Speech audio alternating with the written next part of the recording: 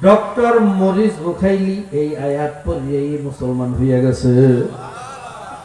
কুরআনুল কারীমের ভুল ধরার উদ্দেশ্যে এরা কোরআন নিয়ে যখন গবেষণায় বসছে, খুলিয়েই দেখে প্রথমেই লেখা যালিকাল কিতাবুল লা রাইবা ফি। জোরে কোন সুবহানাল্লাহ। বলে ঘটনা কি, এত বড় চ্যালেঞ্জ দেওয়ার ক্ষমতা তো দুনিয়ার কোনো মানুষের নাই।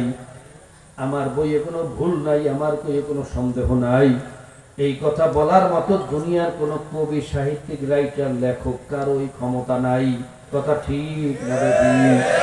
তাহলে এটা কেমন কিতাব? শুরুতেই চ্যালেঞ্জ দিয়েছে যালিকাল কিতাবুল লা রাইবা ফি। ভাইরা এই চ্যালেঞ্জ দেখার পরে মরিস বুখারী লড়িয়া চড়িয়া বসছে যে এই কিতাবের ভিতরে আমি ভুল ধরবই ধরবো। জোরে কোন নাউযুবিল্লাহ। গবেষণা করতে যাইয়া যত পৃষ্ঠা উল্টায় ততই আশ্চর্য হইয়া যায় যে এটা কেমন কিতাব। এই কিতাবের সাথে তো দুনিয়ার কোনো কিতাবের মিল নাই। এই কিতাব প্রত্যেক পৃষ্ঠায় পৃষ্ঠায় সাহিত্যে ভরা, আদর্শে ভরা, শিক্ষায় ভরা। এই কিতাবের বাইরে এই শ্রেষ্ঠত্ব পৃথিবীর দ্বিতীয় কোনো কিতাবকে এই বাইরে শ্রেষ্ঠত্ব দেওয়া যাবে না। তাহলে কিতাব কোথা থেকে আসলো? উম্মি মোহাম্মদ তো নিজের নামও নিজে লিখতে পারতেন না, সে তো কোনো পড়ালেখা শেখে নাই, তার কোনো ভাষা জ্ঞান ছিল না, সাহিত্যিক জ্ঞান ছিল না। তাহলে কিতাব কি আসলে আল্লাহর কিতাব? জোরে বল সুবহানাল্লাহ।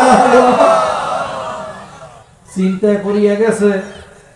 আবার চিন্তা করে কিতাব অনুযায়ী যদি কোনো মানুষ বাইরে নিজের জিন্দেগানি পরিচালনা করে, ওই মানুষটা হবে পৃথিবীর ভিতরে একটা শ্রেষ্ঠ মানুষ। ঠিক না বেঠিক?